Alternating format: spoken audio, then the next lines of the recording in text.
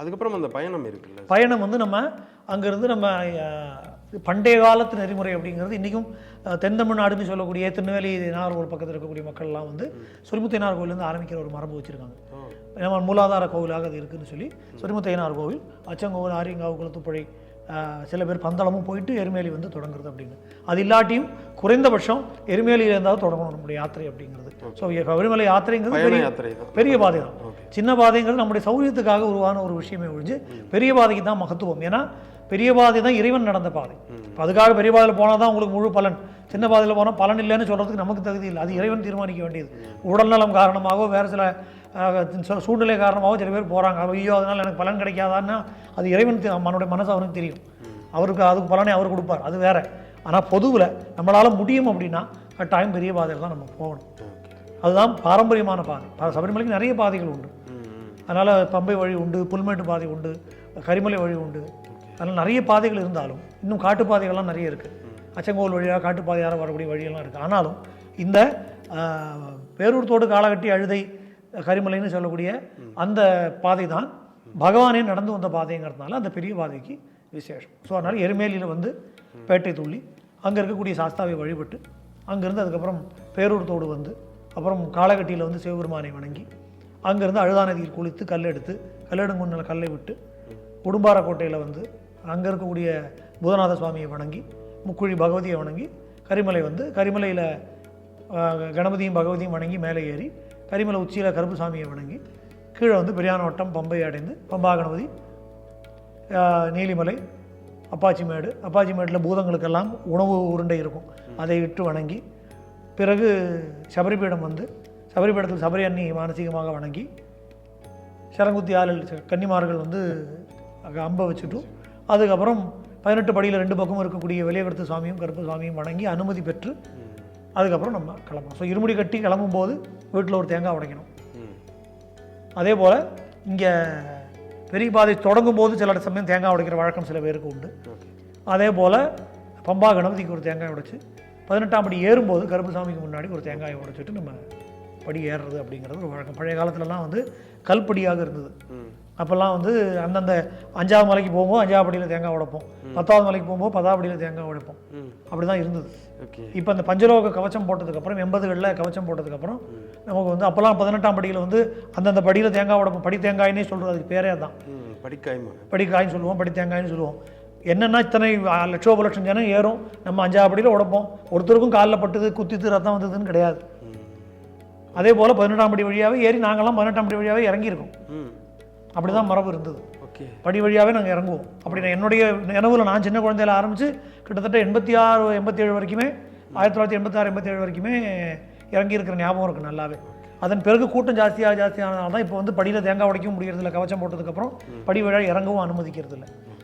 So அதனால் நம்ம இறங்கும்போது அதே போல் வந்து ஒரு தேங்காயை உடைச்சிட்டு திரும்ப இறங்கணும். வீட்டுக்குள்ளே வரும்போது அதே மாதிரி இன்னொரு தேங்காய் உடைச்சிட்டு வீட்டுக்குள்ளே வரணும் அப்படிங்கிறது. அதுக்கப்புறம் பேசும்போது சொன்னீங்க சுவாமி, இந்த கல்லிடம் குன்றில் வந்து குளிச்சுட்டு அந்த அழுதையில் குளிச்சுட்டு கல் எடுத்து போகிறோம். அதுக்கு பின்னாடி எதுவும் வேண்டது இது இருக்கா? இல்லை, அதாவது அழுதையின் அருகே மகிஷியின் உடல் மேல் ஆடிடும் தாண்டவம் காணீரோன்னு சொல்லி பகவான் வந்து மகிஷியுடைய உடல் மேலே அழுதை நதி கரையில் தாண்டவம் ஆடுறார் அப்படின்னு சொல்லி புராணம் சொல்கிறது. அப்போது அது அந்த பாட்டே அப்படி தான் வருது. அழுதையின் அருகே மகிஷியின் உடல் மேல் ஆடிடும் தாண்டவம் காணீரோன்னு பகவான் தாண்டவம் ஆடுறாருன்னு சொல்லி தாண்டவம் ஆடி மகிஷிக்கு சாப விமோச்சனம் கொடுத்ததுக்கு பிற்பாடு அவருடைய பூத உடல், அந்த பூத உடலை பகவான் காலால் எட்டி உதைக்கிறார். அது இந்த ஒரு பள்ளத்தில் போய் விழுகிறது.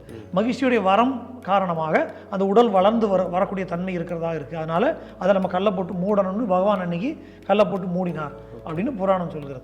அப்போ அந்த ஐதீகத்தை நம்மளும் தொடர்ந்து இன்றைக்கி செய்கிறோம். ஏன்னா இது வந்து புராண சரித்திரம். இதுக்கு பின்னாடி இருக்கக்கூடிய தத்துவம் என்ன அப்படின்னா, நம்ம தர்மத்தின் வழி நடக்கணும். அதர்மமான ஒரு காரியம் நடக்கும்போது குறைந்தபட்சம் இதுக்கு நம்ம கண்ணுக்கு நேரம் ஒரு அதர்மமான காரியம் நடந்தால் அதற்கு எதிர்த்து நம்ம குரல் கொடுக்கணும். ஒரு முறையாவது குரல் கொடுக்கணும். அதை குரல் கொடுக்காம நம்ம இருந்தோம்னா அந்த அதர்மத்தில் நமக்கும் பங்கு உண்டு. நம்ம சொன்னதுக்கப்புறம் அவங்க கேட்கலன்னா அது அவங்க பிரச்சனை. நம்ம கண்ணுக்கு நேரம் ஒரு தவறு நடக்கும்போது இது தவறு அப்படின்னாவது சொல்லணும். அப்போ அதோடைய தத்துவத்தை உணர்த்தும்படியாக இன்றைக்கோ நடந்த புராண சரித்திரத்துக்கு இன்றைக்கி நம்மளும் ஒரு கல்லை தூக்கி போடுறோம். அதர்மத்துக்கு எதிரான போரில் நம்முடைய பங்கும் வேணும் அப்படின்னு சொல்லி தர்மத்தின் வழி நம்ம நிற்போம் அப்படிங்கிற பகவானுக்கு தர்மசாஸ்தான்னு பேர். அவனை வழிபடக்கூடிய பக்தர்கள் நம்ம தர்மத்தின் வழி நிற்கணும் அப்படிங்கிறதுக்கு உணர்த்து ஒரு குறியீடு. அன்றைக்கு நடந்த சம்பவத்துக்கு ஒரு குறியீடாக இன்றைக்கி நம்ம ஒரு கல் எடுத்து போடுறோம் அப்படின்னு ஒரு மரபு. ஆனால் நிறைய பேத்துக்கு இன்னைக்கு இந்த இந்த இந்த நிகழ்வு தெரியாது. இல்லை, நிறைய பேர் நானே இன்னைக்கு இப்போ பார்க்கறது உண்டு. ஏதோ ஒரு இதில் வந்து சும்மா வேண்டும் இல்லை, கல்லை வைக்கணும்னு சொன்னாலும் பரவாயில்ல. சில பேர் என்ன பண்ணுறாங்கன்னா ஒரு கல் மேலே ஒரு கல் அடுக்கி வைக்கிறாங்க. நாங்கள் கோயிலுக்கும் போய் அடுக்கி வைக்கிற மாதிரி. நாங்கள் இன்னைக்கு போகும்போது 2 சாமிகள் பேசிட்டு இருந்தாங்க. ஒருத்தர் கேட்குறாரு, எதுக்கு இங்கே கல் அடுக்கி வைக்கிறோன்னு. அவர் சொல்கிறார், இல்லை இங்கே கல் அடுக்கி வச்சோன்னா அடுத்த வருஷம் சொந்த வீடு கட்டிடலாம் அப்படிங்கிறார். ஸோ சபரிமலை யாத்திரையில் மூட நம்பிக்கைக்கு இடம் இல்லை. பண்ணக்கூடிய ஒரு சடங்குலையுமே ஒரு பெரிய தத்துவம் ஒழிஞ்சிருக்கு. இதை நம்ம ஒரு ரிச்சுவல் பண்ணுறோம், ஒரு சடங்குக்காக அதை பண்ணலை. ஒரு சடங்குக்கு பின்னாடி ஒரு பெரிய தத்துவம். இப்போ இந்த கல்லெடுங்குண்டில் கல் வைக்கக்கூடிய சடங்கு அப்படிங்கிறது அதர்மத்துக்கு எதிரான நம்முடைய ஒரு தர்ம யுத்தத்துக்கு நம்முடைய பங்கு வேணும் அப்படிங்கிறது அதோடைய தத்துவம். ஓகே. அதுக்கப்புறம் படியேறும்போது கருப்பண்ண சுவாமிக்கு வந்து அந்த படிக்காய் உடைக்குது. இப்போ அந்த முன்னாடி வந்து ஏன்னா இந்த பக்கம் வந்து கருப்பண்ணசாமி, அந்த பக்கம் கருத்த சுவாமி 2 பேர் இருப்பாங்கல்ல. இந்த 2 பேரோட பின்கதை என்ன சுவாமி? அதாவது ஏன்னா வரவேற்கிறது அவங்க தான், இறங்கும் போது வந்து அந்த கடுத்த சுவாமிக்கு ஒரு தேங்காய் உடைச்சிட்டு வருவோம். ஆமாம், அந்த கதை என்ன? அதாவது பகவானுடைய பரிவார கணங்களாக ராஸ்தா மகிஷியை சம்ஹாரம் பண்ண செல்லும் போது அவருடைய பரிவார கணங்களாக பல தேவதைகள் வந்தார்கள். அதில் வந்து முக்கியமானவராக பல பேர் வந்த போதும் சிவபெருமானுடைய ஆக்னியினால், சிவபெருமானுடைய உத்தரவினால் வந்தவர் கருப்பசாமி. ஸோ அந்த மகிழ்ச்சியுடனான யுத்தத்தில் கிட்டத்தட்ட 66 கோடி அசுரப்படைகளை அழிக்கிறதுக்காக மணிகண்டனோடு துணை நின்றவர் கருப்பசாமிங்கிறதுனால பகவான் அந்த முக்கியமான ஒரு காவல் பணியை அவருக்கு கொடுத்துருக்காரு. இந்த 18ஆம் படிக்கு காவலாக முன்னாடி இருக்கணும் அப்படின்னு. பாக்கி உள்ள தேவதைகள்லாம் ஒருத்தருக்கும் ஒரு ரோல். இப்போ கருத்த சுவாமி ஆகட்டும், மாளிகைபுத்திரர்கள் கொச்சிகர்தன் ஆகட்டும், இவர்கள் எல்லாம் இவர்களுடைய ரோல் வேறு.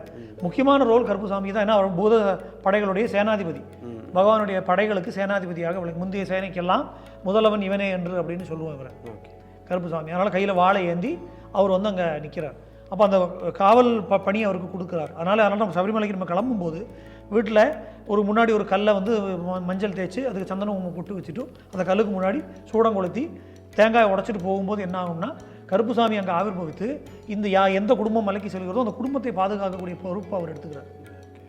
கருப்புசாமிக்கு நிறைய ரோல் இருக்குது சபரிமலை யாத்திரையால். ஸோ இந்த 18 படியிலையும் அதே மாதிரி எவன் முழுமையாக விரதம் இருந்து வந்திருக்கிறானோ அவனை வந்து பரிசோதித்து அனுப்ப வேண்டிய வேலை இவங்களுக்கு 2 பேருக்கும். அதனால் எத்தனையோ இதில் நம்ம பார்த்துருக்கோம். நான் எனக்கு தெரிஞ்ச ஒருத்தர் வந்து 18 படி வரைக்கும் வந்து ஏற முடியாமல் திரும்பி போனவர்கள் கூட நம்ம பார்த்தோம் அவங்களுக்கா. அதனால் அது மாதிரியான சூழ்நிலை அவருக்கு அப்படி ஆயிடுச்சு. ஒரு ஃபோன் கால் வருது 18ஆம் படிக்கு முன்னாடி, அது வரைக்கும் வந்த ஒரு ஃபோன் கால் வேலை ஒரு நியூஸ் வந்ததுனால போக முடியாமல் திரும்பி போகக்கூடிய சூழ்நிலை வந்தது. அதனால் இது பலதும் நடக்கிறதுக்கு இப்போ இதுக்கு அந்த வரக்கூடிய பக்தர்களை பாதுகாத்து அவங்களை கொண்டு போய் சேர்க்க வேண்டிய வேலை இவங்க 2 பேருக்கு இருக்குது. அதனால் அவங்களுக்கு நன்றி சொல்லும் விதமாக அவர்களை வணங்கி தேங்காய் உடைச்சிட்டு நம்ம மேலே ஏறணும். புராணமும் என்ன சொல்கிறது அப்படின்னா, சத்தியமும் தர்மமுமே 2 தெய்வங்களாக மாறி அந்த படிக்கு பாதுகாவலாக நிற்கிறது அப்படின்னு சொல்லி. அப்போ எவன் சத்தியத்தின் வழியும் தர்மத்தின் வழியும் நடக்கிறானோ அவனுக்கு தான் இறைவனுடைய அருள் கிடைக்கும் அப்படிங்கிறது இதோடைய தத்துவம்.